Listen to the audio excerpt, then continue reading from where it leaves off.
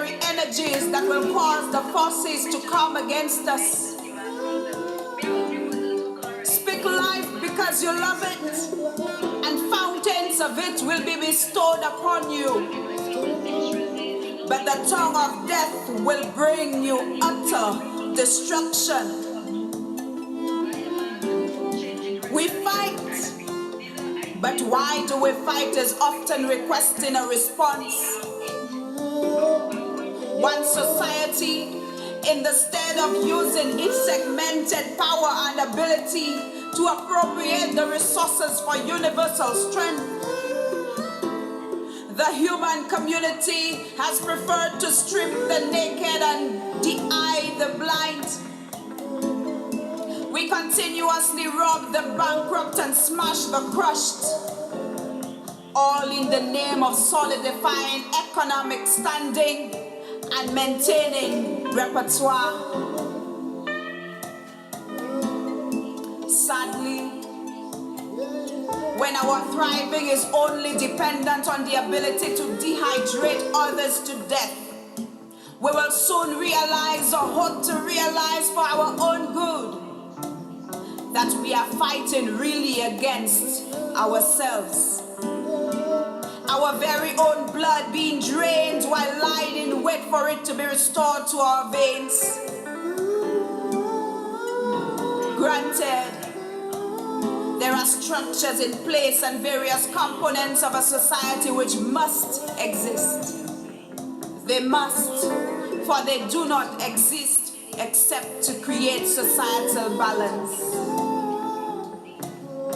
While there is an understanding that perfection within a society is utopian,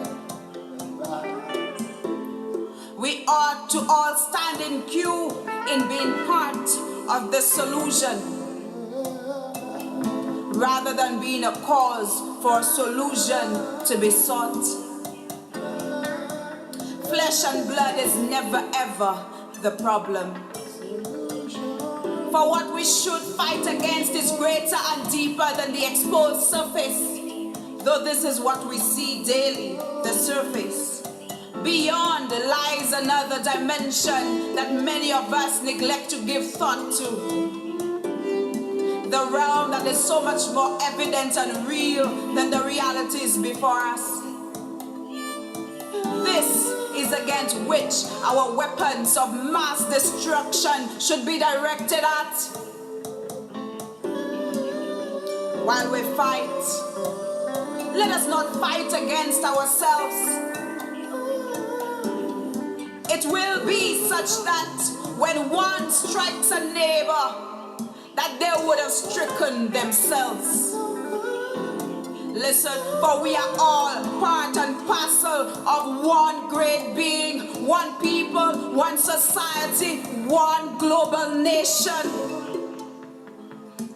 I say, for we are all part and parcel of one great being, one people, one society, one global nation. And our purpose is to solely maintain and exalt the life and the spirit that exists within us. So I say, don't yet fight.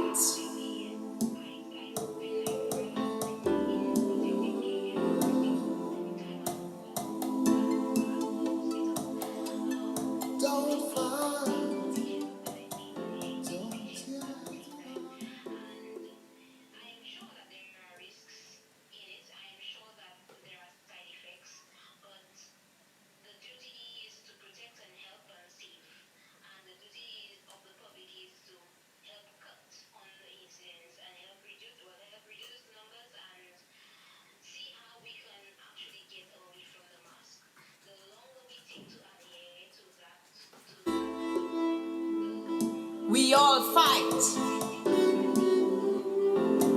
Some of us believe it's against others. Some of us say it's against ourselves. But while we seldom see the goal at the rainbow's end, the image of which is sustained in our mind reality during our battles, reveals the shadows of inclined success and golden rewards. Yet, even after we have reached out and seen,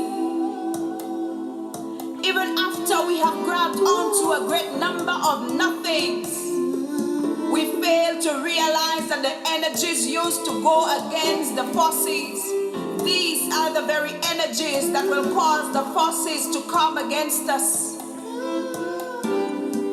Speak life because you love it, and fountains of it will be bestowed upon you. But the tongue of death will bring you utter destruction. We fight, but why do we fight is often requesting a response. One society, in the stead of using its segmented power and ability to appropriate the resources for universal strength, the human community has preferred to strip the naked and de-eye the blind.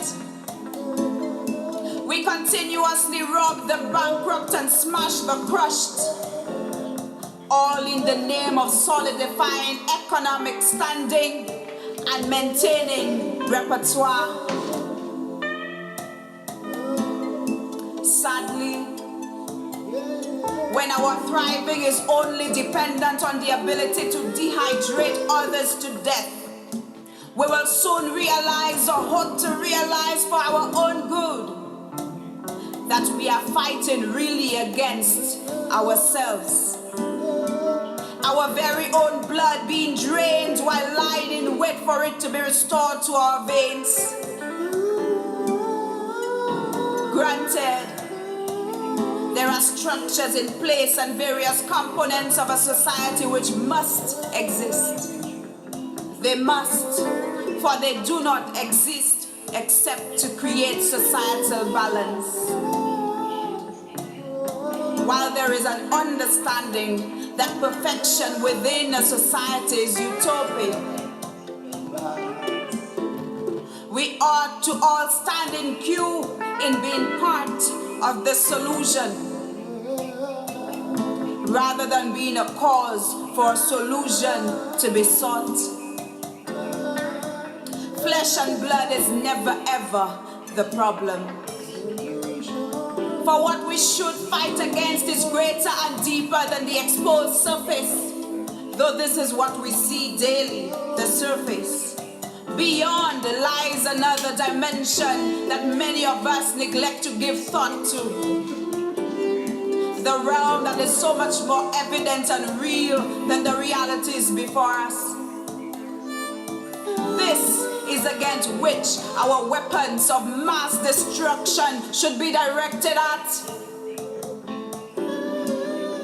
While we fight, let us not fight against ourselves. It will be such that when one strikes a neighbor, that they would have stricken themselves.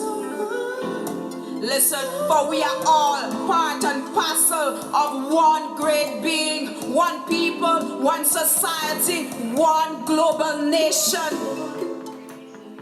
I say, for we are all part and parcel of one great being, one people, one society, one global nation.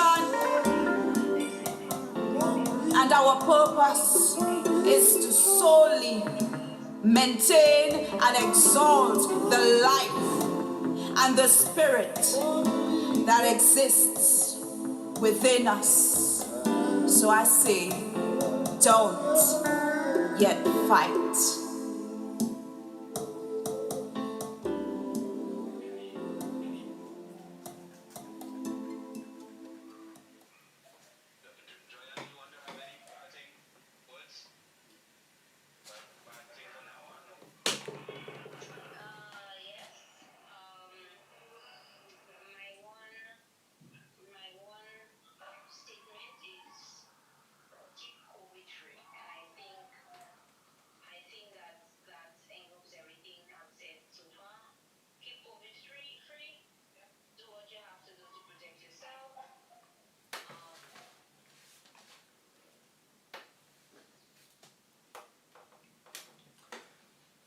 Okay, greetings everyone. We're so happy that you could make it on this day, November 1st. So we begin in a new month, and this is Muziq Mind. My name is Shem Meluce, and seated next to me is... I am Shem Meluce. By now everyone should know that. Yes, so welcome to another episode of Muziq Mind. Today we have a very interesting topic. Based on your comments and based on what we have prepared and however the discussion goes, we'll see where the topic takes us. So today we're here talking about the importance of trust, and trust as a social issue as well as trust as a spiritual issue. So hopefully you will engage the discussion, share with your friends. Feel free to share your comments in the chat. We're going to engage the chat and share your thoughts, share your ideas, share your mind. Again, we're saying that we do not suggest that we know it all. We are just here to introduce the topic to basically help encourage individuals to further the discussion on issues that may not necessarily be ordinarily spoken about. So feel free to share your thoughts, feel free to share what is on your mind, and don't feel reserved in any way or another, okay? So yes, again, like we said, our topic for today is the importance of trust. The importance of trust as human beings for life and for survival.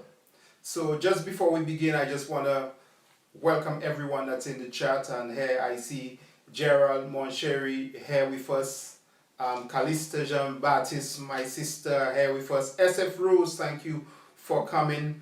And I know a lot more persons will be joining in. There are a lot more persons watching but have not interacted yet. So we are happy that you are here to engage this topic on Muziq Mind. So today we're going to be talking about the importance of trust. Right. So as we begin, and feel free, like we always say, to engage in the chat room. Just before I go there, I understand that we are an hour ahead of persons in the US. So I now realize that it is 3 p.m. over there, and it's 4 p.m. here. But again, it's Sunday, and I'm trusting that everyone will be able to join in and be a part of what is happening. So yes, to begin, Canada as well. But yes, what is trust? What is trust? Well, for me, trust is basically a reliance on an individual. Basically, one person giving off their control and allowing another person to take that control in a situation that usually involves some future activity. So, for example, if I say I trust you, I may trust you to commit my life to you, as I have done, hopefully. But as I have done, so I have trusted you with my life and living my life with you. That means I give some of the control that I have over my entire life and saying, okay, I'm going to do things my way and live my entire life as I please, and decide that I'm going to give some of that control over to you. So that is how I see trust. Okay, so you're saying that trust, in the sense of the word, is something to do with submission. Would I agree with that? Well, I have an issue with the word submission in itself. I'm not entirely... I would not say that trust is submitting, but I do think that there is a level of submitting there. I don't think it encompasses submitting on a general sense, but I would say more of a relieving of control. So I give you a level of control because I trust you. I give you... I rely on you, and I allow you to rely on me in that way. That is how I see trust. Okay, so today we are discussing the importance of trust, and we are trying to pull through and get some meanings for trust. And again, you could engage in the chat and let us know what you think trust is. But my wife is saying that trust really is, it's not submission, but giving in of oneself, relying, basically to depend on. Right. So another word for that, to depend on. Yes, there is submission, sort of. But there is a level of submission. Yes. Natty in the chat is saying accountability. Hi, Catherine, nice having you. One drop, Natty as well. So yes, accountability. Now let's put accountability into perspective as we speak about trust. Accountability. So you just said that you have placed your life in my hand.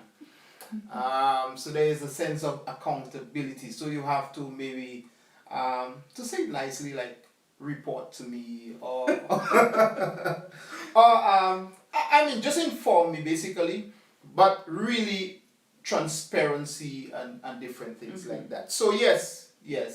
I think we're getting something as it pertains to trust.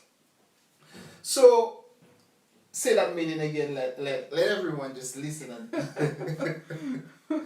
Well, say what I think trust is. Yes. Well, I must say, plainly, I think trust is relieving yourself of the control that you have and placing that control in the hands of another. That is based, as simple as I can put it. It is the total reliance, or maybe not total, but to a certain extent, depending on the situation, the reliance of another individual outside of yourself to ensure that something is done. Now, as I think of trust, and I think of that level of power, more or less, that level of selflessness that you place in another, this is very deep, and we cannot afford to release that selflessness to anyone. Would you agree? I would agree. But I think we will get to that later on. Beautiful. But of course, trust is very dependent on relationship and relationship level. Hopefully we get to that. But since we're focusing on the meaning of trust, this is where I rest my explanation. All right, so people, we have it. We are dealing with the importance of trust in life, the importance of trust as it relates to us as human beings and how we survive in this world that we live today. Before you continue, Gerald has a definition of trust. He said that he would say submitting your fears and concerns to another person and having the hope that you can always count on them to do what is in your best interest. And I really like that. And again, it is relieving yourself of some kind of control and saying, I'm going to give some of that control to you, and I'm hoping that you do what is in my best interest. So Gerald, I do agree with that definition as well. Beautiful. Just want to say welcome to Kes Coppola and thank you for being here, my brother. Going into Gerald's explanation or his personal meaning of trust, I like it. Especially the part where it speaks and it says, I'd say submitting your fears, my fears. And again, earlier I spoke to being selfless. And when one talk about fears, that is going deep. That is really going deep. So we understand. So Gerald, thank you for this. We will go a little further into that as I propose or pose another question. What would we say? Okay, so what is the purpose of trust? So why is it important? What is the purpose of trust? I think trust is important because trust is what enables us to have social interactions on every level, on every single level. It might not seem that way, but we have a level of trust with every single person we encounter. For example, we may encounter, we're walking down the street, a total stranger is walking towards us. They may not be coming directly towards us, but they may be going north, we're going west. At one point, we will intersect. There will be some kind of junction where we meet. You are exercising a level of trust if you do not run away, because you are saying, okay, I trust that this individual going in the opposite direction from me will not harm me in any way. So I will continue on my business and this individual will continue on his or her business. So that is trust, and we take it for granted, but that is a level of trust that we have. And sociology calls it generalized trust. It is generalized trust, a trust that you have when it comes to strangers, people you do not interact with on a normal basis, people you have never before interacted with. So that is why I believe the purpose for trust is for us to be able to have healthy social interactions without thinking, oh my gosh, everybody is a potential threat. An enemy, yes. You know? So that is why I think trust is of great significance. So here we have it. So we're talking about trust, the importance of trust, and we are learning something here. So generalized trust, right? Okay, so we meet persons on a day-to-day basis, and we may not recognize it, but we actually trust them. Maybe not with the depth of trust that to a certain level. Yeah, but we trust them to a certain level. And coming to think about that, this is very deep. This is very important, and we can even now think about it, because I'm thinking about it right now. I trust the pilot. Exactly. I trust the driver. I trust the restaurant, the chef. Yes, the baker, the bread we buy every day. I trust the water authority. Yes. I trust the electricity company. So yes. So we have a lot of trust in us, and we are not maybe cognizant of it in that way. So again, if you're just coming in, we are talking about the importance of trust as it pertains to us as human beings, as it pertains to how we deal with each other, and we are saying we all have a level of trust, a measure of trust, and that trust helps in relationship. Yes. Okay, beautiful. So again, feel free to make your comment in the chat, and we will engage it, and we will let it be known to the public. So my question is, I think we answered that, but yes. Why do we need to trust? Can I live a life fully without trusting? And the answer is... Well, I mean, I think we've answered that question already, because if you claim to live a life outside of trust, then you're not living. You're basically there in your own world. You're on an island all by yourself. So certainly we cannot live a life without trust. Trust is one of the fundamental aspects of everyday living. So I agree. I have to admit that we cannot live a life free of trust. So listen to this. We want to get into the aspect where we start to understand really what trust is. We have to teach trust to children. We have to teach trust to, or we have to have trust, or maybe a greater measure of trust in relationships and things like that. But how is trust built? We want to engage, and we want to know how is trust built.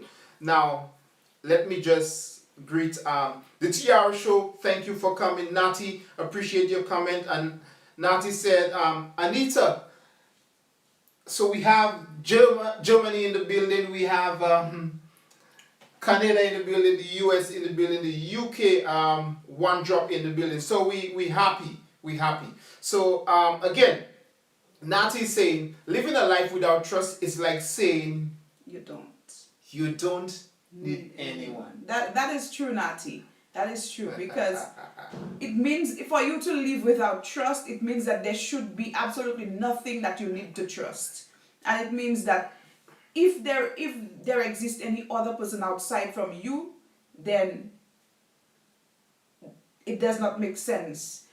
There must be a level of trust. Once we're talking about social relationships, social interactions, and healthy social interactions at that, there must be a level of trust. And even the people who lack trust, gravely lack trust, they do have a level of trust. Because they may lack trust, they may have trust issues when it comes to one aspect of their lives, but that does not mean that they have a lack of trust in every aspect of their life, because some of them would go to work, it would not affect their work. They would have to trust that when they work, their employers would pay them, and so it's true. So they do, even though you have the greatest issues with trust, there is a level of trust that you have. Every single person operates on trust. All right, beautiful. So Gerald again said, without trust, there is no fulfilling relationship. It's going to be surface with no substance, because without trust, your God is always creating assumptions. So this is beautifully said. There is no explanation to give to that. It is crystal clear. So going back to the question, we want to know, how is trust built? How do we build trust? And then I am saying that from a perspective of how do I instill trust in a child? How do I instill trust in someone who has been broken before? But maybe we should start with a child. We should start with a child, because I think we're going into a whole different line of discussion when we talk about someone who has been broken. With a child, just like everyone else, has been born with the neurobiological capacity to trust. Basically, this person has the capacity, it has been wired in their brains from the onset. Once their brain is functioning properly, it has been wired for them to trust.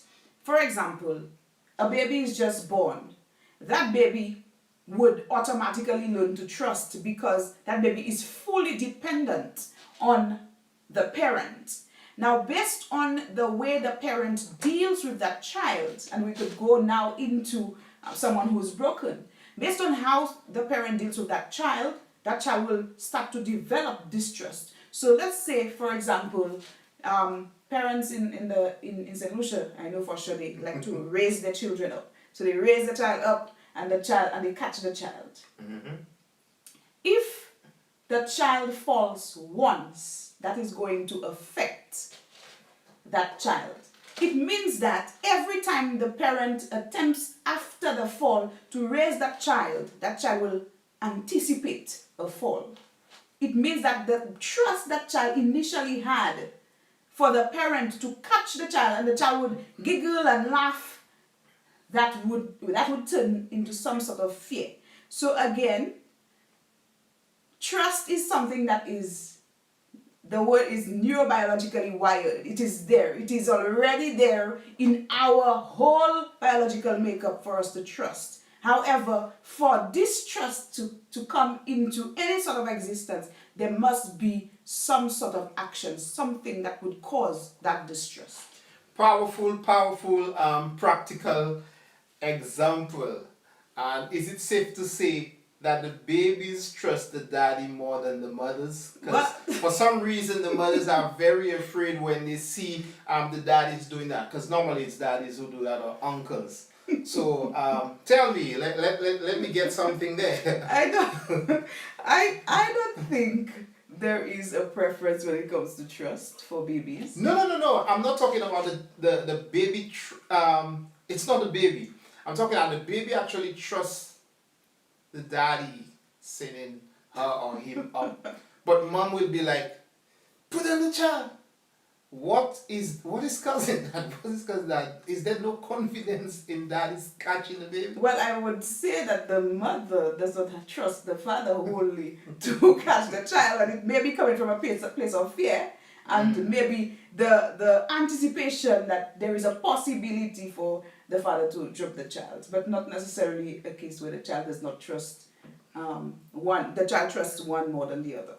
All right, so So, so this was a nice explanation of what trust is, and we are very, very happy with this response. So basically, with a child, we understand that it is something that is learned because of the dependency of the child. The child has no option or no choice but to trust the parent until something happens otherwise, to instill fear. So we see fear is probably the opposite of trust. All right. So here we have it. So Anita, thank you. We need trust in order for society to stand. Without trust, there is nothing, only fear. So wow, I didn't even read that yet. Yes. But yes, confess It's fear. definitely fear. Gerald, the kids trust that the dad will protect and never let them fall, and trust the mom to always love them no matter what. So I like that. I also like that. I guess mom has her own. I don't think mom is probably thinking about.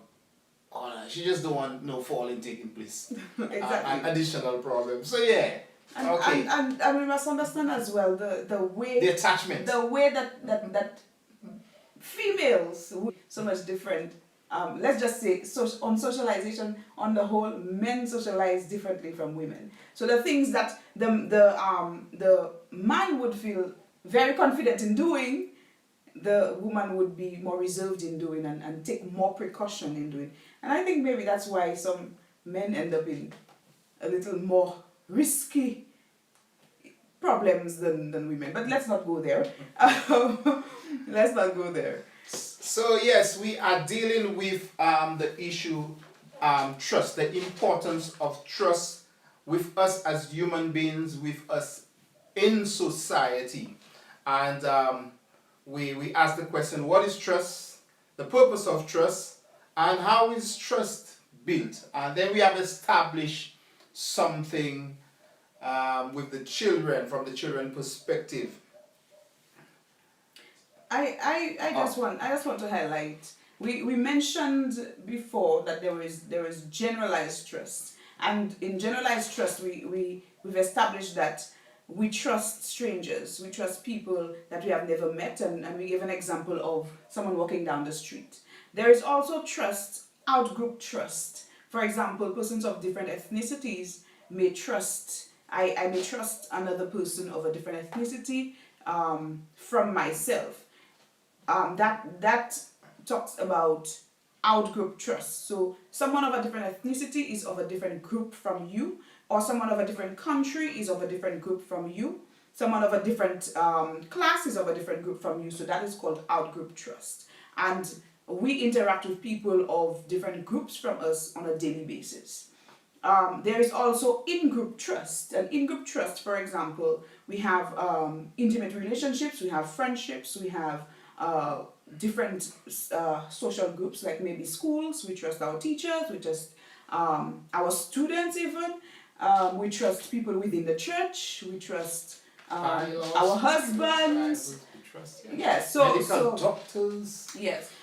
So there are different kinds of trust, and I think as we go into in-group trust, we will recognize that the level of trust is deeper than the level of trust.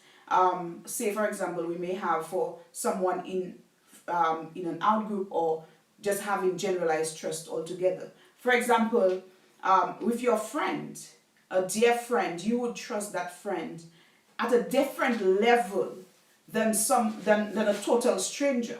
So for example, you would give your friend your car to go down the road, you trust your friend would bring your car back.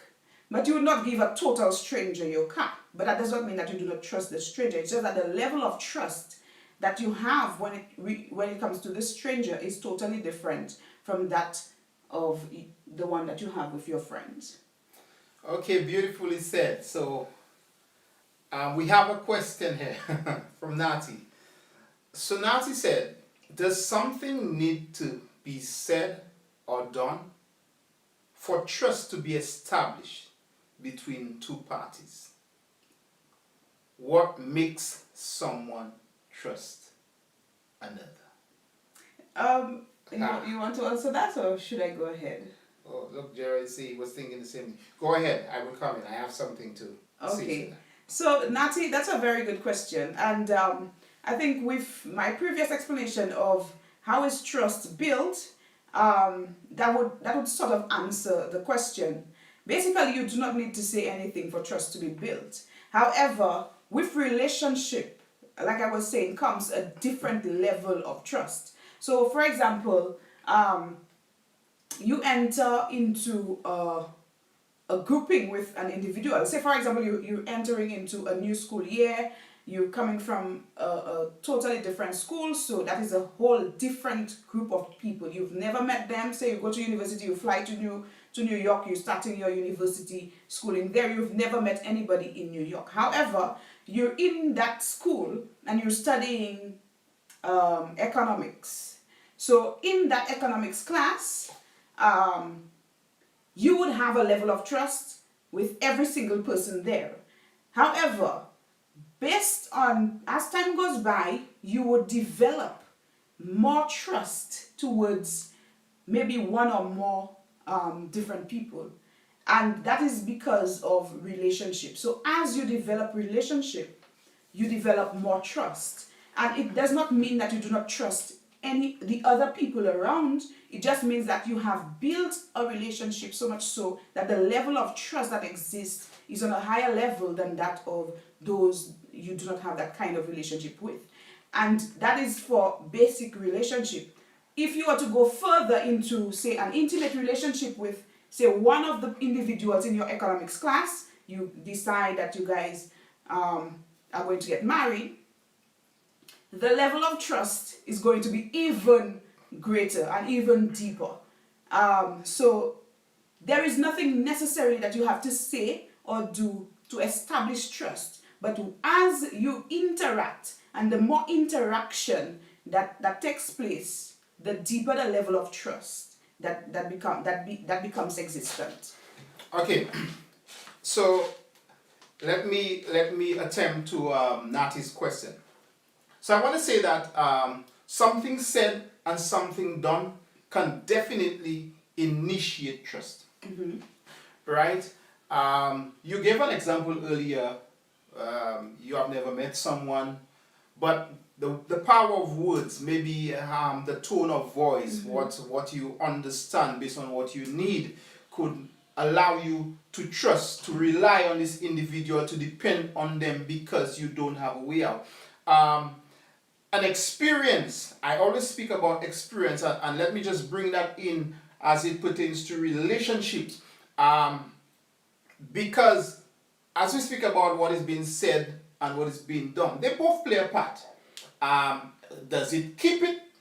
I will not totally agree that it will sustain it, but it can definitely initiate it. So, for example, I always tell persons what really helps a relationship grow, whether marital relationship, boyfriend, girlfriend, whatever it is an experience.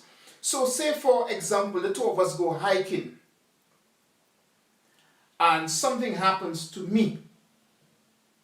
You were the one there at the time, at the moment. You never left my side. You were able to rope me off a cliff.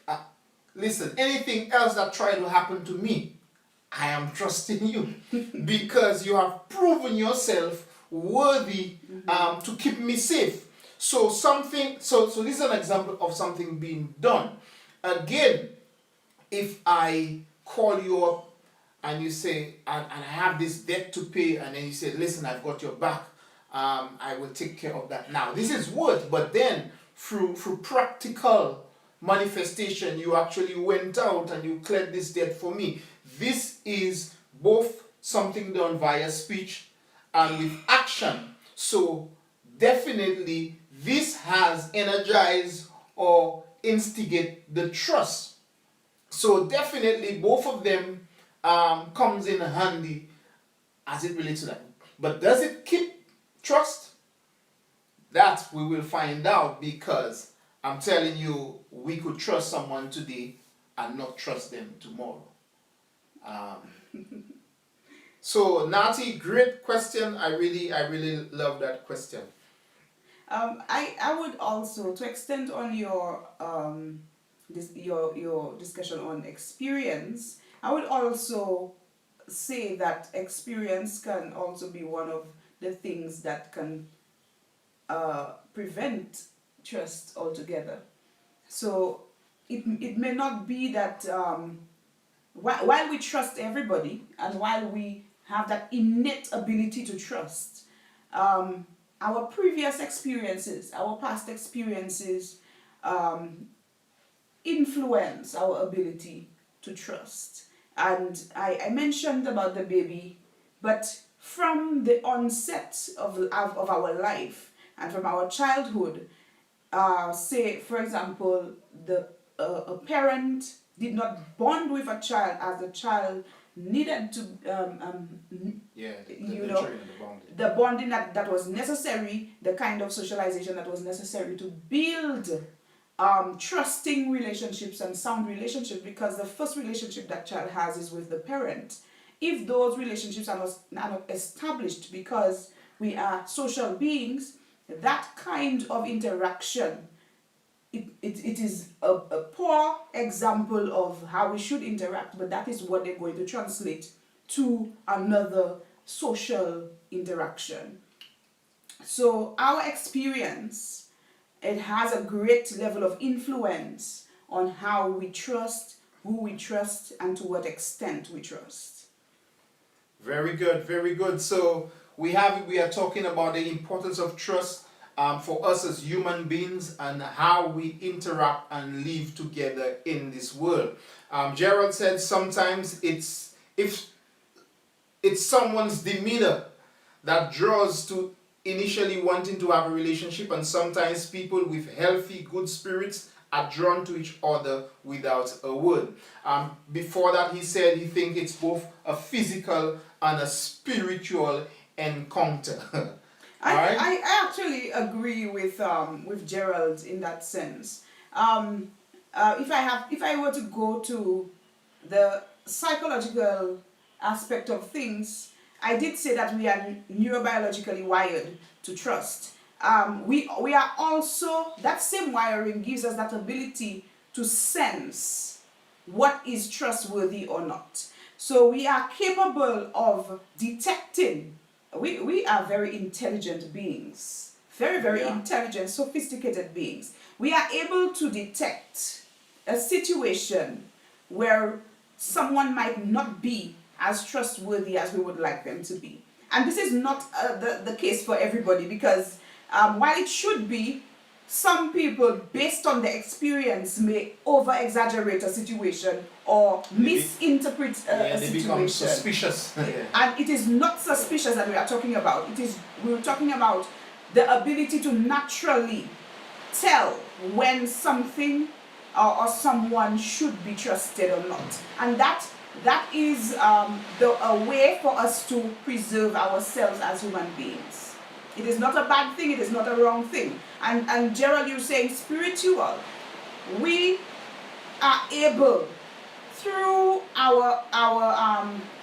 since we are spiritual beings, we are able to detect, we are able to sense things. And a lot of the time, we choose to ignore those little hints that we get, and that can be to our detriment. So we have to pay attention to it, and you are very right. We can tell when something is amiss just because we sense it, and we may not be able to explain it to another person, but that is just the reality. It is there. It does exist. Okay, wonderful. So Anita also said there is a common bond that holds us all together, and no doubt about it, it starts with trust. Mm-hmm. So yes, so trust is the glue that keeps all relationships together. So I just want to say that if you're hearing a little background noise, we're having some beautiful rain from God, and it's coming down very heavily that even our ceiling in the islands won't keep it out. So we're moving along, just letting you know that we are in a wonderful island in the rainy season. So Gerald said, sometimes I wonder why it takes 100 deeds to gain someone's unwavering trust and just one to lose it. Yeah, we're not going off track. So that's a very, very good point. As it pertains to trust. And seriously, it's a very good point. You could do 1,000 things and one thing will throw it off. But yeah, nevertheless, thank you, Jude, for coming. And Nati said, I understand that we all have a measure of trust, but I also do understand that some people are labeled as trustworthy because of their history in displaying this attribute. Let us go back to Gerald's question. Gerald asked a question, and you're not going off topic. I know. Gerald says that he wonders why it takes 100 deeds to gain someone's unwavering trust and just one to lose it. The truth is, like I have said, we trust each other. We do. We may not trust to the level that we want or the other party wants, but we trust. For example, in a relationship, just deciding to be in a relationship is trusting. It shows our trust. But it may take a lot of doing. It may take a lot of romancing and whatever to get to the level of total ridding yourself of that control entirely. Okay? It may take for that person to experience you a little more than just once for it to get to that point. But why does it just take one to break that trust? You see, I can almost assure you that with different kinds of relationships, that one deed that the individual did would have a different consequence in every single kind of relationship. Let me explain what I mean. Say, for example, so your mother did something to you. You may not take that for anything, but if your wife did the same thing to you, you may take it so much deeply, and you may feel so much hurt from that one thing that maybe your friend did and you did not even bother with it. So it is because of relationship, and it is because of our expectation of that individual that causes us to lose that trust altogether. And again, once that trust has been lost, it is something that we have innately, but it is something that is built over time. And once a block is broken out of that trust, it takes a lot to bring it back to the place where it was. And that does not mean that it cannot get to that place. It just takes a lot of work, and it takes work on both parties, because you would have affected the whole psyche of the person that you have caused the mistrust, and you have to prove yourself, because the individual will not just take your word for it and say, okay, you said you're sorry, or whatever the case might be, you have explained yourself, and so for that reason I'm just going to trust you again. It takes both parties. Now the person who has been affected by that trust, that person has to make a conscious effort to recognize that this is the situation and I want to get to that place of trust. I think the issue a lot of the time is the person who has been hurt in the situation tends to bring that block, that barrier, and that affects how much and how well the trust is developed. Beautifully said, beautifully said. And Gerald said you might have to work twice as hard to get it back. It depends on the mildness or the severity. You may have to work triple or quadruple or whatever. Yes. But yes, we had a very good explanation for this. But Nati asked something there. What is the difference between trust and trustworthy? I think we have established what trust was earlier. The idea to depend, to rely on, and to be a little selfless, to a certain extent, submit, and to be accountable, like even Nati said. However, the statement of trustworthy would suggest that there is a pattern of, to say that she's trustworthy. There would have been a pattern. So it is basically, there's a record of that individual. And so we could say that person, once it is this individual, I know for sure this person is someone I could trust to take you there. This is someone I know for sure that pays back their loan. This is someone for sure. So it is a pattern that you have developed because of your lifestyle, because of your morality, your value system. So trust and trustworthy. Trustworthy is a character title that is placed on an individual worthy of it. Yes. So I think you explained that quite well. It is just a pattern of behavior. It's a pattern of behavior. It's a record. This person has proven themselves time and time and time again. And so you could put a stamp on it that this person can be trusted for that particular thing. Yes, that person is sealed by that. So wonderful. So again, we are talking about the importance of trust with our people, humanity. We spoke about children. We even went into relationships and trust. But here is a question. Is there such a thing as trusting self? And how important is it to trust yourself? Do we have to trust ourselves? Because I'm sure that persons will say, I don't even trust myself. And I'll give you an example. So there's this guy, he was saying, man, we cannot even trust ourselves. And he was saying he has to work so hard because his best friend wallet might just fall with cash in it, and he have to think 2 or 3 times before he could tell him, here's your money fell and all of that type of thing. So is there such a thing as trusting self? And where does it apply?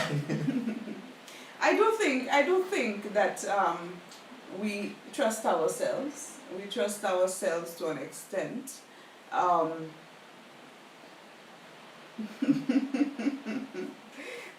think so. I think we trust ourselves because if you don't trust yourself, there are things that it means that you lack a level of confidence in yourself. For example, I trust you to what should I say? I trust you to cook food for me. But if you don't trust yourself to cook food, it will deter you from actually cooking the food. But okay, so let me say this a different way. So you trust me in cooking for you. Mm-hmm.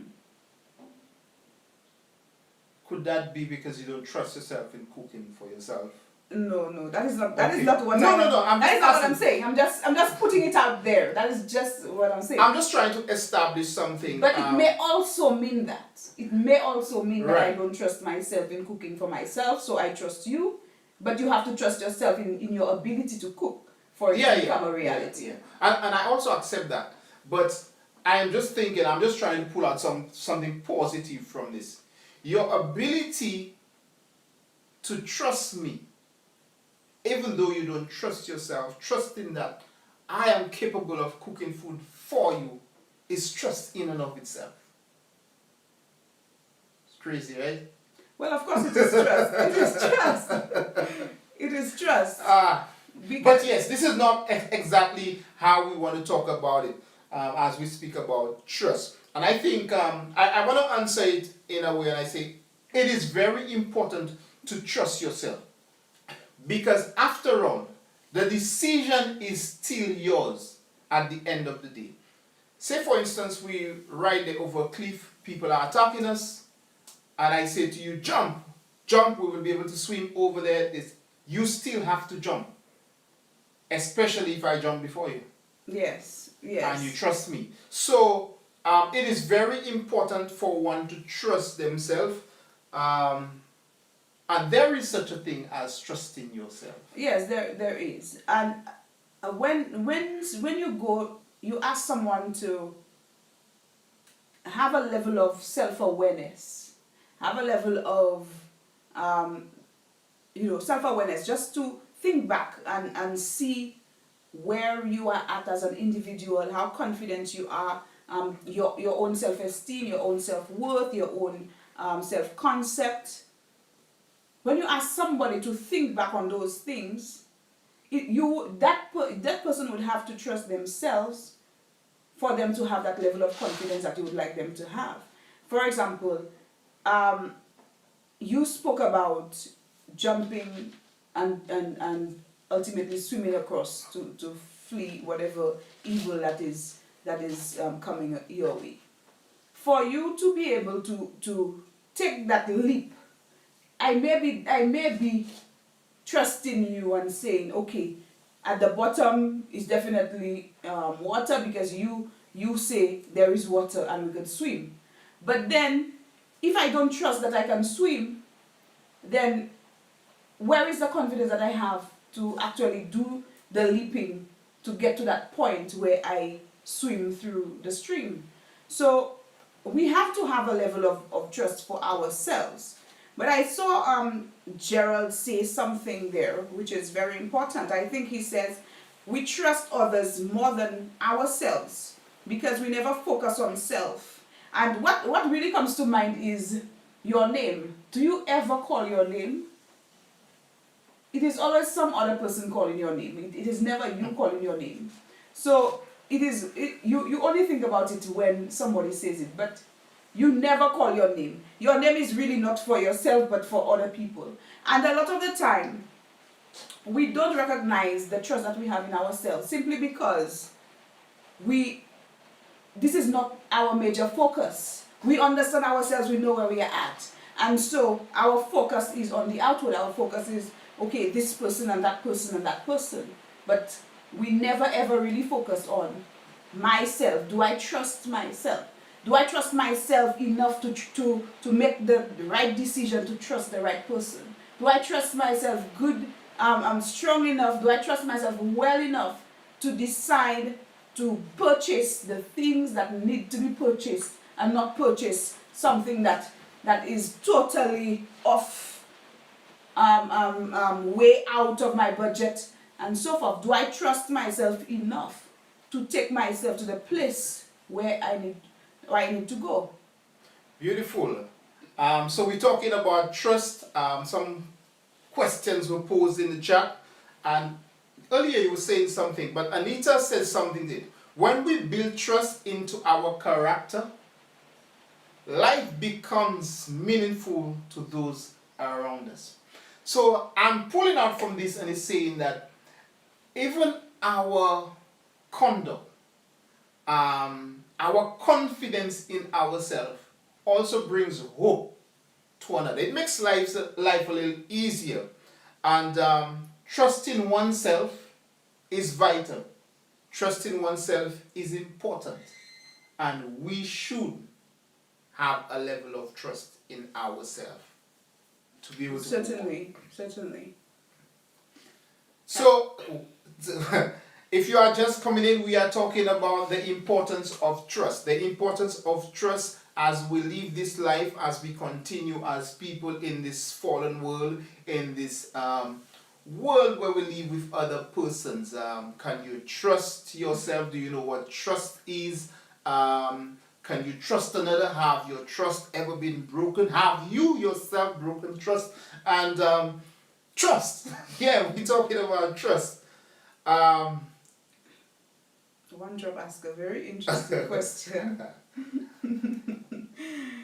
Did Joseph run from Potiphar's wife because he didn't trust himself? What do you think?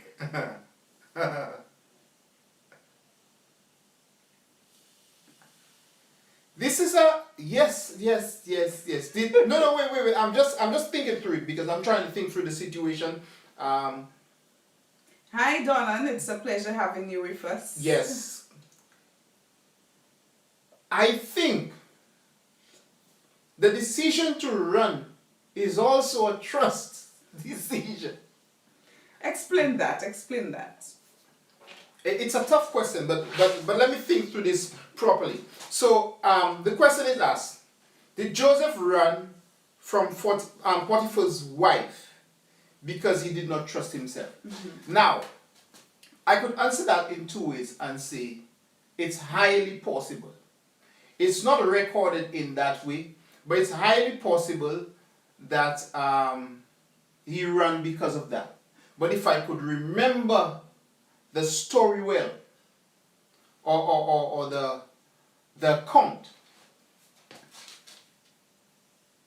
how much he reverenced the king, the respect that he had, placed him in a position. So we are now going into his value system, his morality.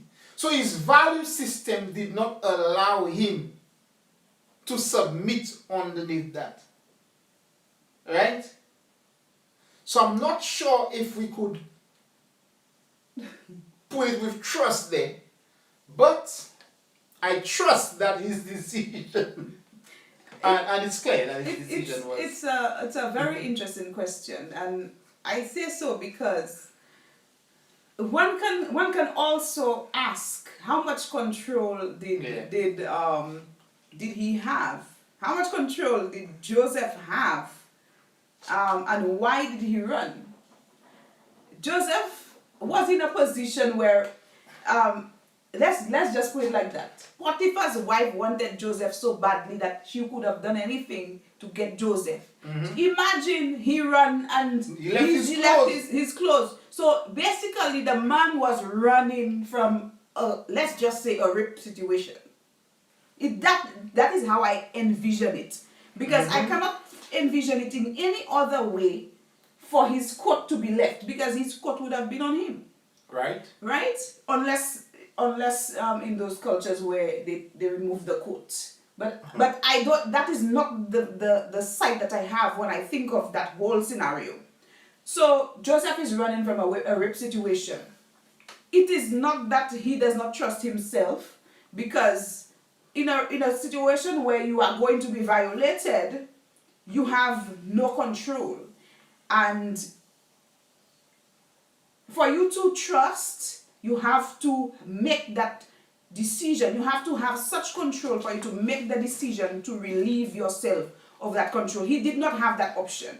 So I don't think he was running because he lacked trust in himself, but basically because he lacked trust in Potiphar's wife. He believed that Potiphar's wife was going to do something that he did not want for her to do, and so he did not trust her in that situation to be a moral woman and to keep her values and to further enhance his morality. And so for that reason, Joseph decided, I'm running away. That is how I see it. So I like that one job. I spoke about his values. She emphasized, and she did say that she didn't trust. Joseph didn't trust Potiphar's wife. And that is fair. That is fair. And in like manner, we could still say maybe he didn't trust himself. And that is fine too. But clearly we could see through the running, he was running away from something. So yes, beautiful. So Nati said Joseph ran because he understood what can be done to him by the king. I think so too. Because there is also a consequence. Yeah, remember he reverenced the king. Yes. And he couldn't. That would have been a big crime. Joseph was probably a man with good integrity, and he had valued that. So that was something I also said earlier. So yes, that's really good points. Gerald said, basically DJ Nicola's song said, cut it off. And yes, that is one of the things, that is a step that you can take when you feel overwhelmed or in a position where you are being overpowered. So yes. I think he was running towards God because he said, shall I sin against my God and do such wickedness? Powerful. Now this is a very good thing that just solved all the problems. It showed that he was a man of integrity.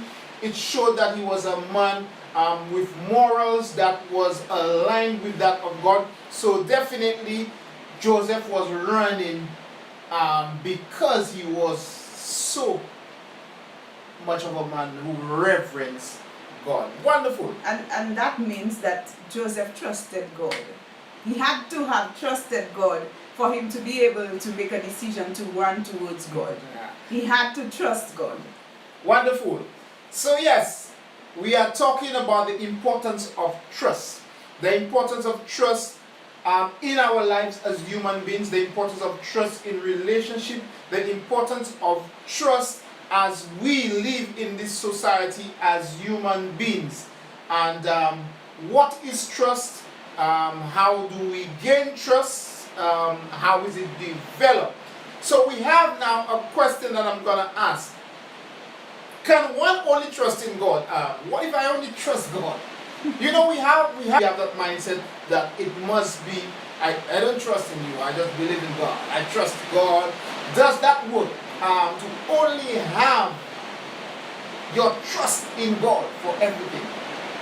I ask about the importance of trusting oneself before that.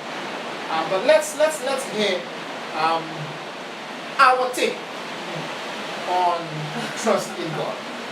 Can one truly claim to trust in God and not trust another person?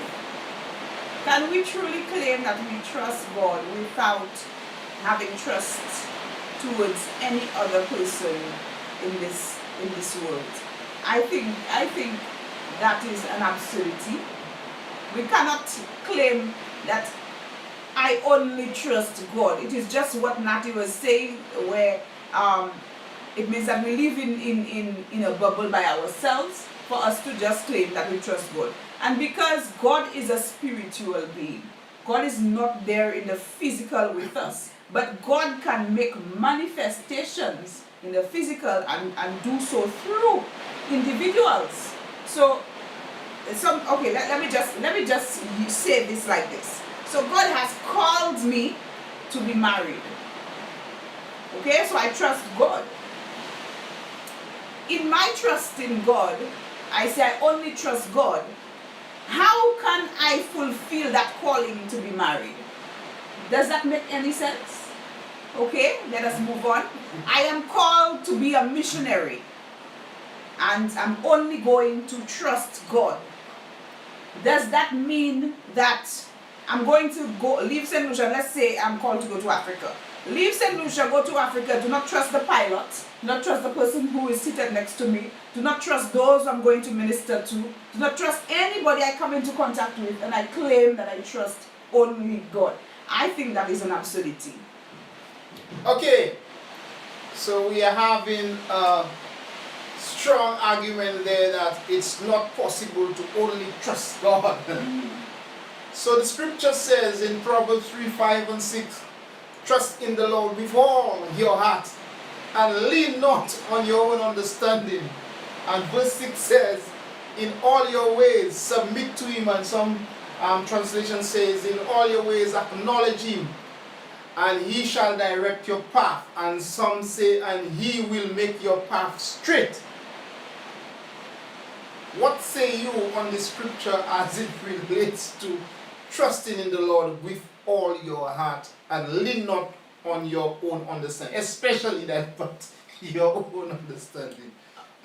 Well, you see, when we say trust in the Lord with all your heart and lean not on your own understanding, I think it puts things into perspective when it comes to trusting.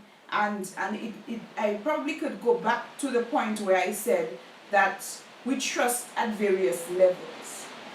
Our ultimate trust is in God. Ultimately, and I'm not going to dispute that. However, for us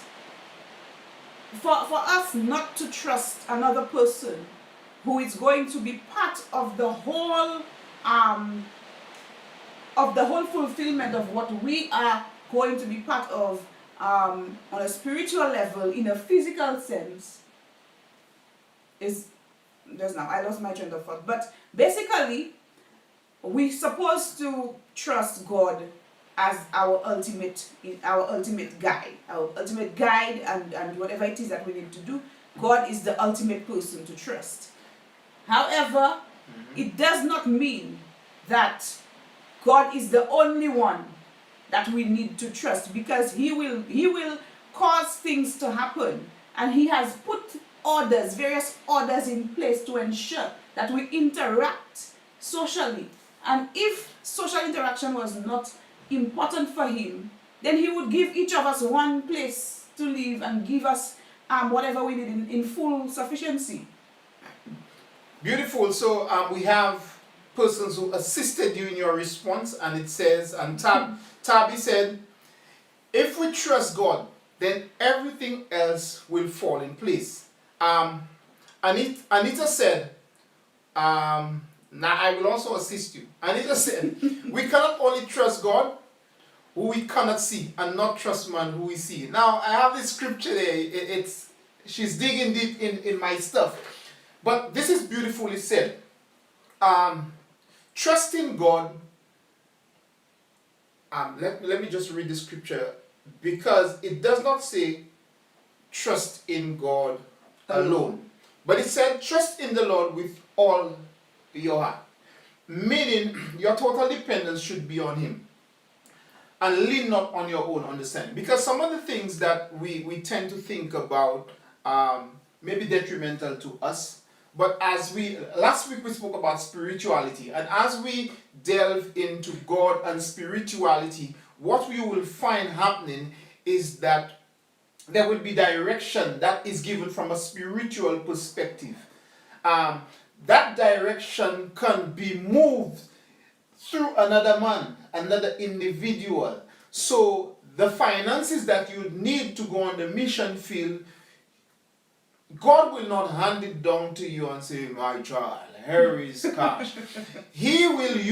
God will use an individual. So basically he'll align individuals, align persons that he will use as vessels.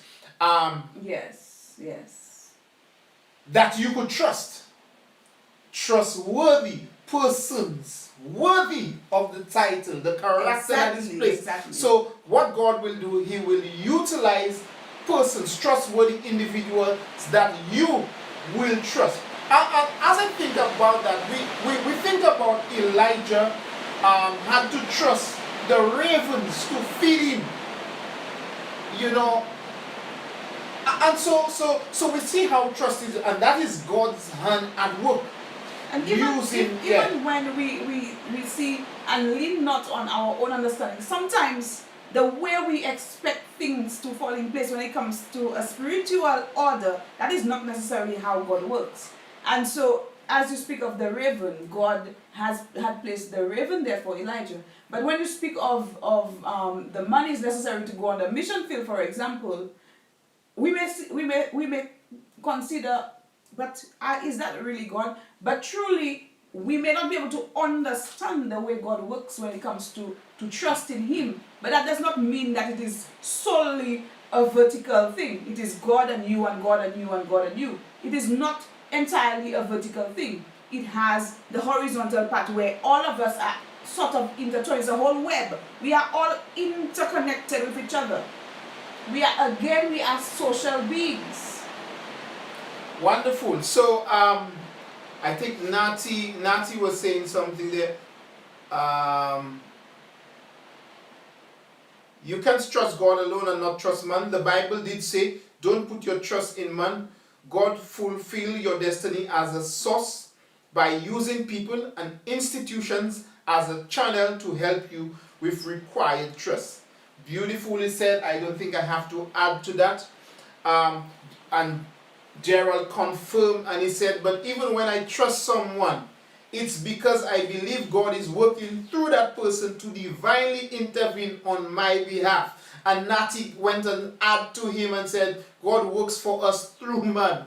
And Gerald continued and he said, I believe in the Bible. So many times God sent people to help his disciples on their journey. They didn't trust the messenger, but they trusted God because they knew it was him who sent them. And just like Anita, I agree.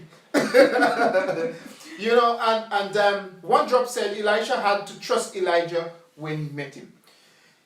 So we have confirmed from scripture that yes, for sure, God uses other individuals as his messenger. He even used animals, as we could see with the donkey and we could see with the ravens. Definitely he uses whatever he pleases to bring across what he wants to bring across. So yes, God, we believe in God in connection with man. So we cannot claim to only trust God in the sense of I do not trust anybody but I trust God. We could probably say that we trust that God is going to use other people in our journey, in our spiritual journey, in our physical journey, but we cannot just claim to only trust God and, just be in that superficial sense. And as you rightfully said earlier, Anita quoted a scripture, and I was saying I would have had that in my content. And as you read through 1 John 4, let's say from verse 20, it speaks about love. It speaks about love, and all of those things will be intertwined: love, trust, and all of that thing. So we look at it, and it says from verse 20. Let's go from verse 19. We love him because he first loved us. So we're talking about God. Whoever claims to love God yet hates a brother or sister is a liar. So to the one who believes that they only trust in God, and we are saying that God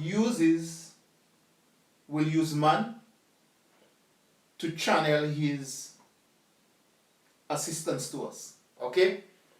For whoever does not love his brother and sister whom they have seen cannot love God whom they have not seen. Very, very important, very interesting. As we see, basically we are now looking at the type of relationship that we should have with God, or we can have with God. How do you have a relationship with God? It's a little difficult when you think about it, especially if we cannot have a nice relationship with someone. Now, something is very interesting about the scripture that I read earlier, and we will get into that whole love thing. I was reading something from let me see if I could get his name. But it's about trust. When he spoke about Proverbs 3, 5, and 6, trust in the Lord with all your heart and lean not on your own understanding. In all thy ways acknowledge him, and he shall direct thy path. So this is a guy, he had this tattooed on his arm, and he said, people often ask me, what is Proverbs 3, 5, and 6? And he was just saying that from his head, because it was just something that he posed very fluently. And he said for some reason, he really did not fully take time to go in depth and decipher it. He just trust in the Lord with all your heart and do all of that. And he was saying, he contemplated on the words trust in the Lord. And he said, you see, when we trust in something, we are placing our security in the entirety of it. For example, I absolutely trust my earthly father, and he was showing that, which means he have total and complete confidence in his father, in his integrity, the ability of good character. He also believed that the level of trust that he had in his father would not have done anything evil. He would not give him a stone if he asked for meat, and he would not give him a snake, like the Bible would say. And he said, if I am being honest, I would admit that it is harder to trust God than it is to trust man, even though man will always let us down. Only God is perfectly trustworthy and faithful. Yet if I do not take time to get to know him, I will never come to trust him. Now, I believe that there. And he was making a profound statement, and he was showing the little difficulty that he was having in trusting God versus man, is that man is there with you.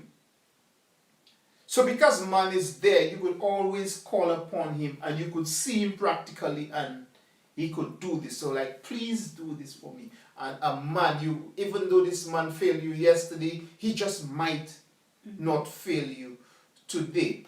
But he was confirming, and he was showing how do you develop that kind of trustworthy relationship with God. Because it's not just about the scripture, but how do you now really trust God? And he said, as you develop, it must be a yearning, it must be a longing, it must be a desire, it must be persistent. Just like how a guy would pursue a girl would pursue a guy.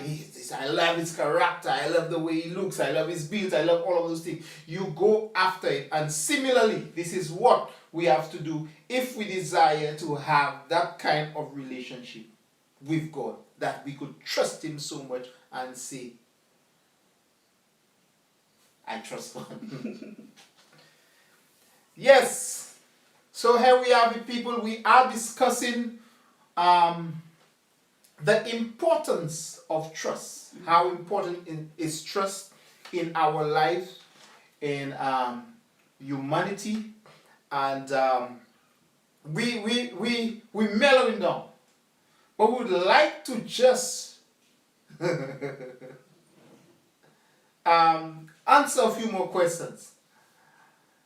What causes distrust? What causes us to not trust anymore? I think I made mention to that a little earlier. Yeah. When I spoke about our experiences, especially experiences from birth, experiences from our childhood as early as day one.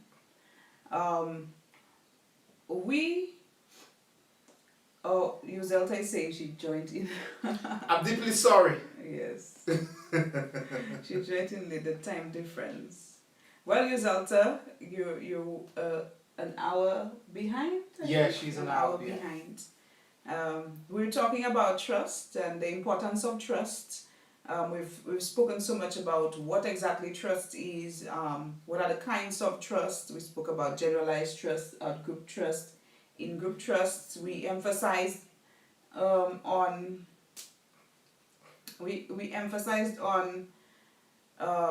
in-group trust being trust that is developed a little more intimately and at a deeper level than generalized and out-group trust. We did establish that we could trust strangers, and we have that innate ability to trust. But right now we're talking about the causes of distrust. And I see Nati say trauma and hurt breaks our trust, which is quite correct. Bad experiences, selfishness, and lack of love from Gerald. These are true as well. Let me just say, I'll give an example of an experience that I had. I think there was one experience where I was seated at the back of my father's van, and there was traffic at the back, traffic at the front, and we were trying to maneuver. He had the right of way, but the people at the front did not want to allow him space to pass and whatever. So he tried to reverse, but there was a police vehicle right on the side of him who made the decision to reverse at the same time that he decided to reverse. Nobody was moving at all for a long time, but when my father decided, okay, he's going to reverse to allow the traffic to just flow, the police van who was behind him decided to reverse. And for the life of me, I just heard that big bang. And at that very moment, that was just, it was not I did not get hurt or anything, but it affected me, and it has affected me till now. Really? Yes. What are you going through? But it has affected me till now that every time someone reverses, the first thing that comes to my mind is Wow. we're going to hit somebody. That is the first thing that comes to my mind. So I am always anxious when it comes to reversing. I don't have a problem with someone driving forward, but I have an issue with someone driving backward. So are you saying now, people? I'm learning something new today. So are you saying that you don't trust it when I am reversing? No, I don't. So I learned something new today. She doesn't trust me. She just allows it, but she doesn't trust me. Well, it Okay. is not so bad that I don't trust you. But I'm just drawing that experience to show how much our experiences can influence what we experience, what we choose to go through at the present moment. So in that situation, some other person might some other person might deal with it in a more grave way. I mean, I think I'm handling it pretty well because my husband reverses and I remain calm. But the truth is, if it is another situation or a different person who doesn't know how to handle themselves, it can be very traumatic for them. And anytime someone reverses, it's going to cause them great distress. Very, very bad thoughts will come to their mind. They will end up hurting themselves. I remember once I jumped off a moving vehicle because the vehicle was reversing. So I have gotten better. I have gotten a lot better. Anyways, so bad experiences and traumatic experiences does influence our ability to trust and to trust fully. And as I think back on even with these incidents with black men, we had those situations where white cops they had altercations with black men and ended up having deaths. With situations like that, it has caused black men not to trust white cops. And again, it does not even mean that every white cop behaves the same way, and it does not mean that every black man has that stereotype when it comes to white cops. But you would understand why some black man would have some sort of stereotype when it comes to a white man because of what they have seen infiltrating the air, what they have experienced in the past, and what has become some sort of a norm within the society. So traumatic experiences for sure affect our ability to trust. Beautifully said. So we are talking about the importance of trust. How important is trust in our lives? And as we speak about what causes distrust, I will tell you something that as we think about one of the places that distrust is very, very heavy is in relationships. And persons wonder why a little mistake, why am I not forgiven, all that. And Gerald, you said it earlier, all those good things that I have done, just one mistake went down the drain. And it's like trust. It's normally said that trust is earned, right? Trust is earned. I wonder how you would say the flip side of it. But really and truly, you could see it as something that is sacred once it is shared.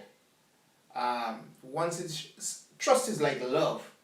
Once it is shared, once it's there, that person could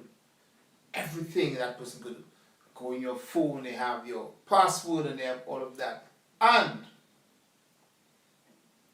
once there's a little bridge of trust,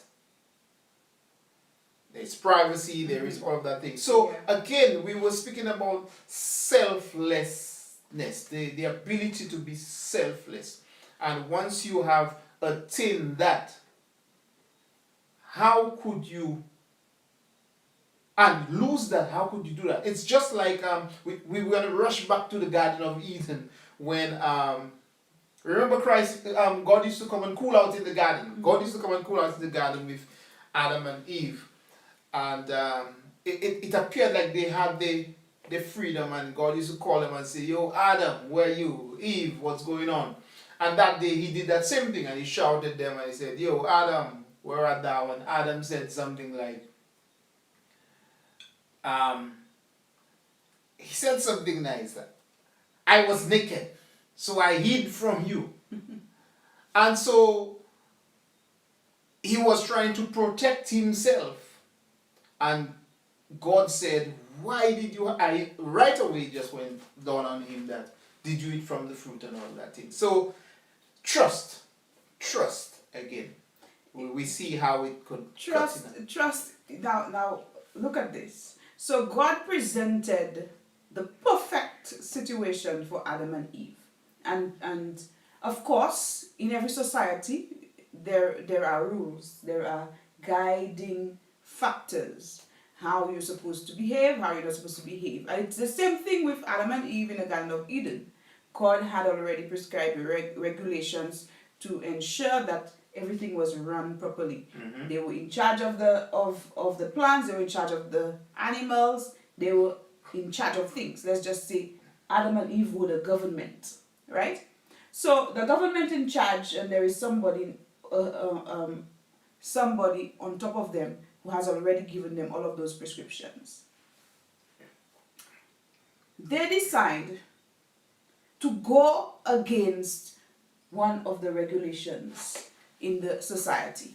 So Adam and Eve, and we're not going to delve into the politics of Eve eating the apple or the fruit and giving it to Adam. They decided to eat, okay? So they ate and, of course, broke one of the laws of the land, which was to not eat of that tree, of that tree, mm-hmm. of the knowledge of good and evil. All right? God comes down now, and the trust that God had already built between himself and the government, Adam and Eve, we call Adam and Eve the government. Yeah. Between himself and the government, that trust that had been established, God recognized off the bat that it was broken. And it was broken by the government. But look at what was interesting. It was the government who misbehaved. It was the government who did something that was totally different. So a lot of the time we see in relationships where the one who does the wrong tends to be the one who starts to hide and the one who starts to behave differently. And so it is not, say for example, the wife is the one who does the wrong, goes out, commits adultery. The wife now all of a sudden becomes suspicious of everything. The husband has done nothing wrong, but because of the wrong that the wife has done, it has caused her to be super vigilant and start to cause a problem when it would have been even possible for that to have passed.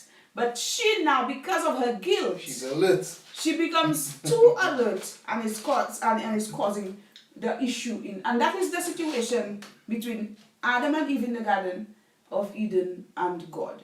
That is the situation there. So beautiful. You see how we engage distrust. It brought us to Genesis. But Gerald was saying something there. As much as trust is earned, sometimes distrust occurs because of an experience with someone else. So something your partner doesn't trust you. Sometimes your partner doesn't trust you because of what someone else did to them in the past. Now that is one aspect. Now that is very true. That is true.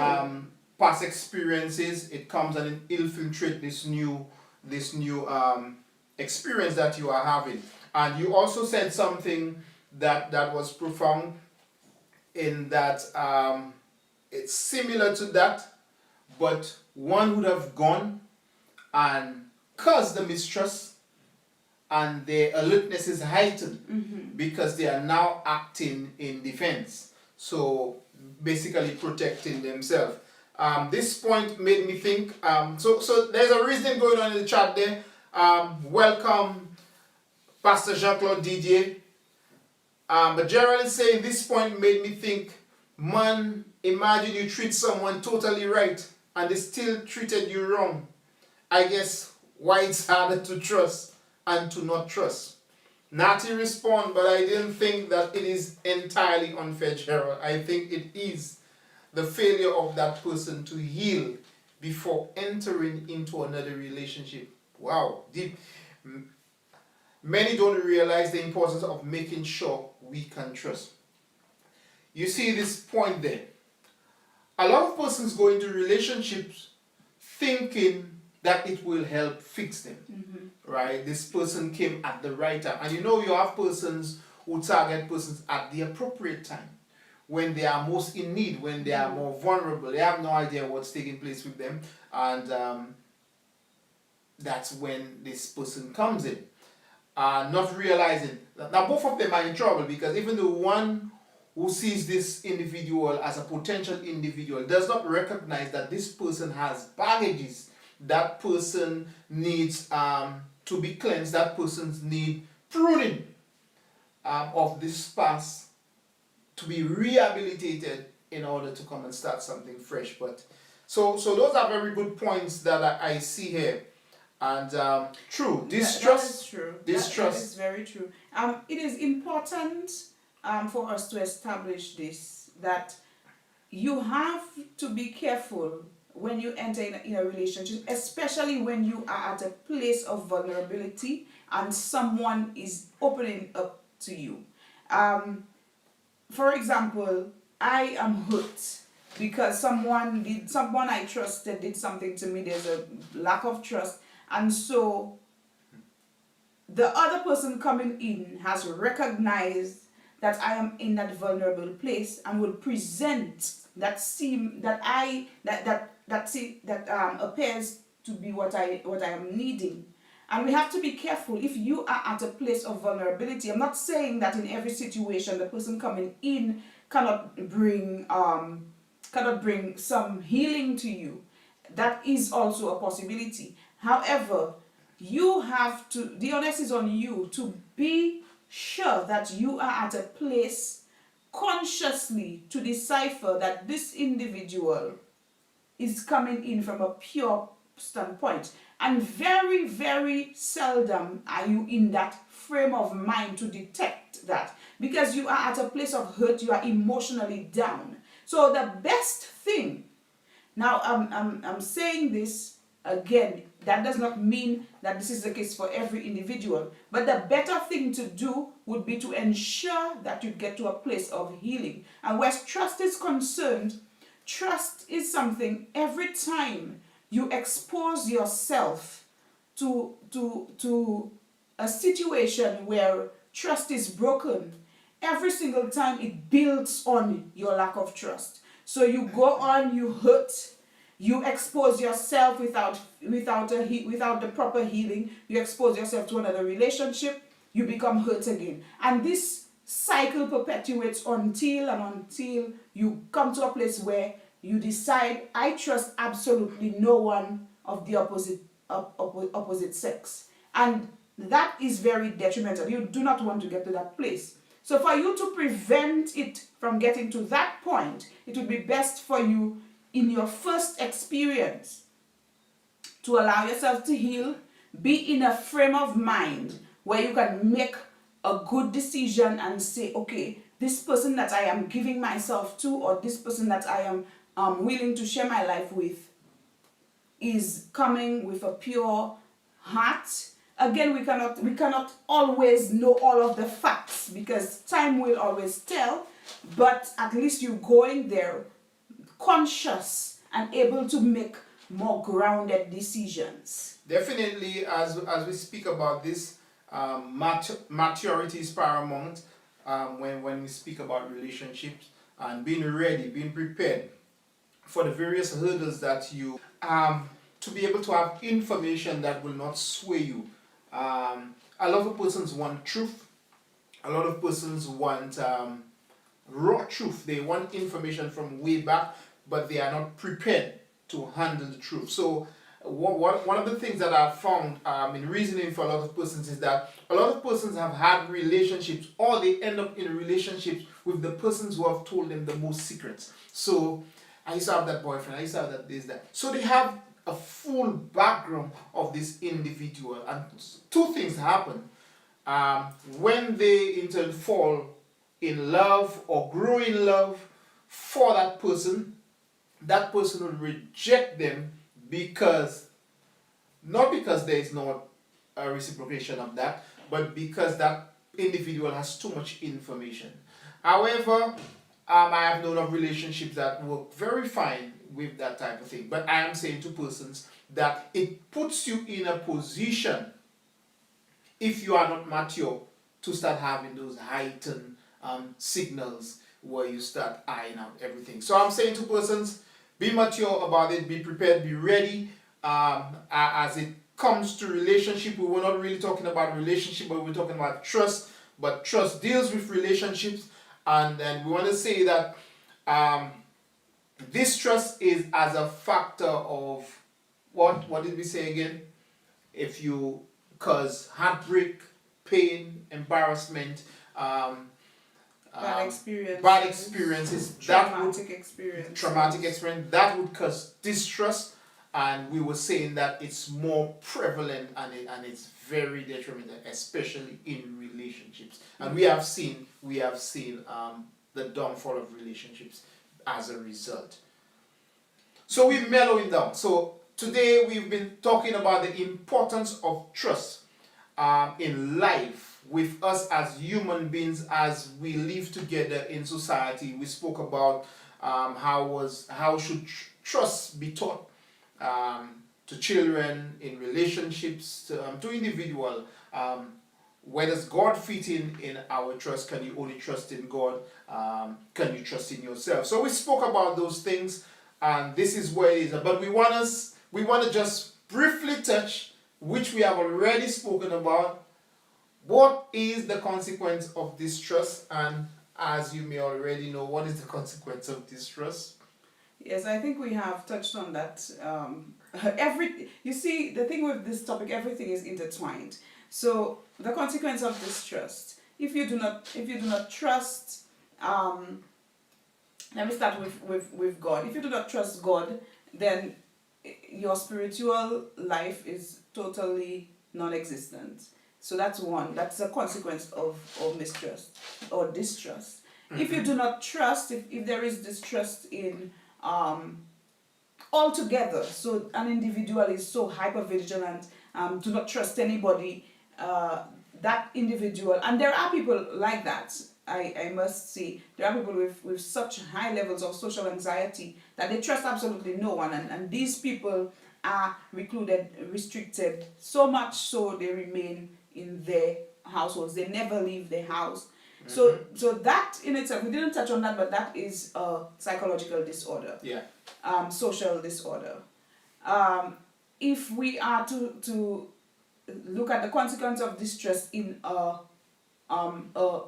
non-intimate relationship, a platonic relationship, we would see that the relationship is not necessarily going to go anywhere.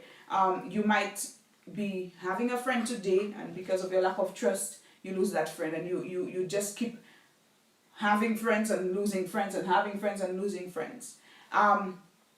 Also, one thing we did not touch on was having trust is having the ability to trust is also the ability to trust that individual when that individual has proclaimed to True. Have been restored. Yes. Like, okay, so if you claim to trust, and that will help in a relationship as well. We have a lot of relationships just breaking down for minor little things, and I do not propose abuse. If you're in an abusive relationship, the first thing I would say is to get out of the relationship. I would not say terminate the relationship, but to get out as early as possible to protect yourself. But in relationships where things just break out for simple things and simple situations of distrust or mistrust, um, it is necessary for us to learn how to trust that an individual has been rehabilitated from the situation. So the person falls, and again, that is dependent on the individual, depending on how well the individual can take the situation, depending on the extent, the gravity of the situation. You might decide, okay, this is it, that is the last straw for me, I'm not going to try and regain trust. But also understand that for you to claim to be a trusting person, you would also have to trust that that person will no longer do what they say that they will no longer do. That's the hard part. And yes, that is not as easily said as done. So that is it for intimate relationships. So that's the consequence of mistrust. All right, so here we have it. So today was a wonderful day, November 1st, and we've been speaking about the importance of trust in our lives as humanity, amongst humanity, in this society, in this world that we live in. What is trust? How do we gain trust?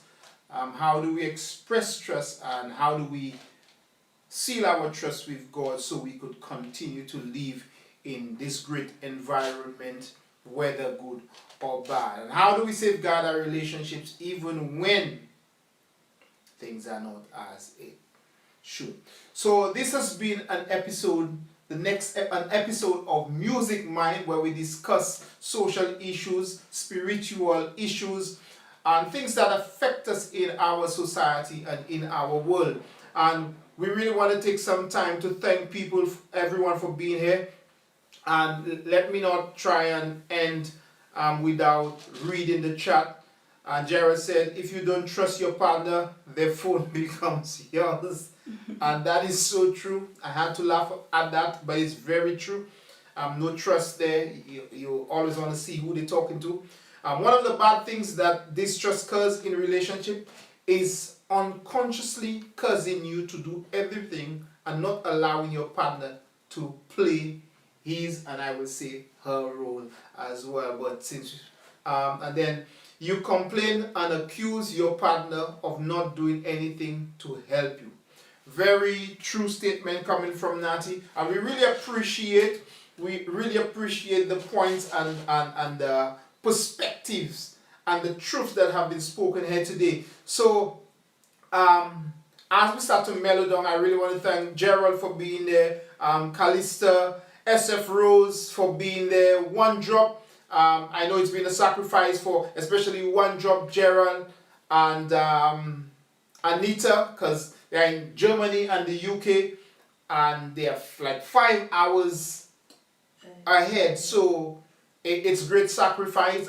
Thank you, Catherine, for being here. Nati, we appreciate it. Kes, Jude, we really want to thank you for just coming through and grace us with your presence. The TR show, we're really happy. And even those who were silent, Donnan for coming through, and Pastor Jean-Claude Didier, we really happy that you could have been here and engaged what is taking place. Patricia Beck, we thank you for coming. And it's just been a great day talking about trust and the things that we face as a people and how could we better ourselves as believers. So again, we want to say to keep safe. We have a rise in COVID in St. Lucia. We also recognize this pandemic exists in other parts of the world, and we want to just admonish that persons just do the necessary things that they can do, but remain truthful, remain prayerful, remain close to God, because really and truly this is a fallen world and we're just passing through. So as long as we could stay here and do something meaningful, let's try to stay as long as we can. And it's up left to you to do what you can to safeguard yourself. Remember to keep viewing the videos, like, subscribe, and follow us. Know what's happening with us. My name is Shem Meluce. I don't know if you have anything to say that. Well, you've said your thanks to everyone, but let me just say a special thanks to everyone who came out and support. Remember, the next time you come in, try to bring someone, try to send the message to someone else to engage the discussion. The more perspectives we have on an issue, the more interesting the topic becomes, and the more knowledge there is to share. So, of course, do share with your friends and your family when we do send out the blasts. It's always lovely interacting with you guys. We always talk. We talk on every single topic whatsoever. There is no reservation. We don't always agree, but having that discussion with you guys, it brings it to a whole different level, because it's not just the two of us discussing among ourselves. So it is a real pleasure to have you join us and to share your thoughts, your ideas, and your perspectives on the topics that we decide to speak on. Of course, we welcome your suggestions for topics for discussion, and we keep on saying that we are not proposing to know it all. We have our own ideologies, you have your own ideologies, and we welcome those.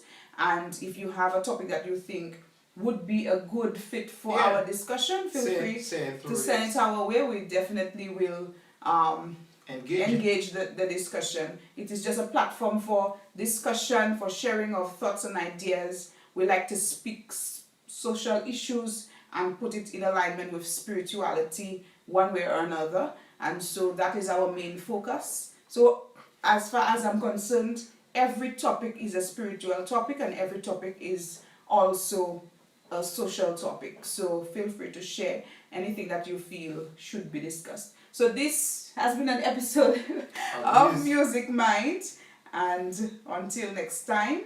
Yes, be blessed. So a special thank you to you, Zelta. Thank you for coming, my dear friend. Stay blessed. Yes, SF Rose, happy that you're here. Thank you, Pastor DJ, Nati, Anita. Thanks. All right. So see you next time.